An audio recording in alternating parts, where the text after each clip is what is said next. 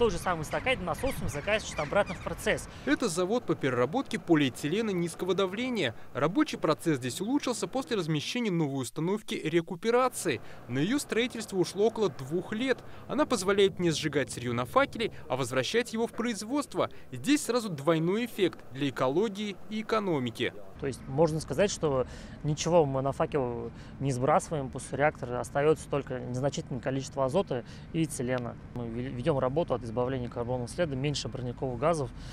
В принципе, это вот единственное, которое влияние было. Вот. И, естественно, если уже дальше смотреть, если мы возвращаем в процесс такой объем углеводородов, то на производство этих углеводородов также не тратится, во-первых, электроэнергия, да? Во время планового осеннего ремонта на Казаньоргсинтезе заменили и отремонтировали различные оборудования. На 80% завершены работы по обновлению одного из факелов. Технология позволяет избежать образования излишнего количества сажи при горении и снизить нагрузку на атмосферу. Ранее по такой схеме модернизировали уже 4 факела. То, что факела горят, это говорит о том, что производство работает безопасно. Данные факельные системы, еще раз говорю, они нам нужны для того, чтобы обеспечить безопасное производство химического предприятия.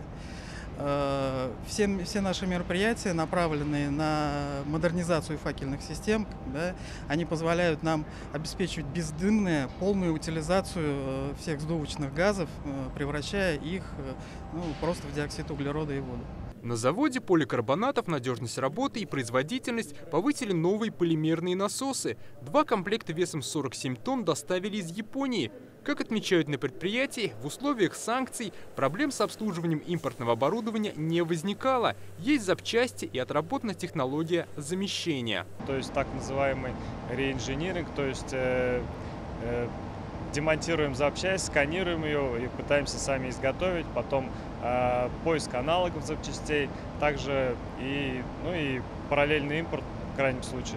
На Казаньоргсинтезе планируют и далее обновлять оборудование. Так, на заводе по переработке полиэтилена низкого давления в апреле собираются начать модернизацию одного из реакторов. Дмитрий Аринин, Игорь Романов, ТНВ, Казань.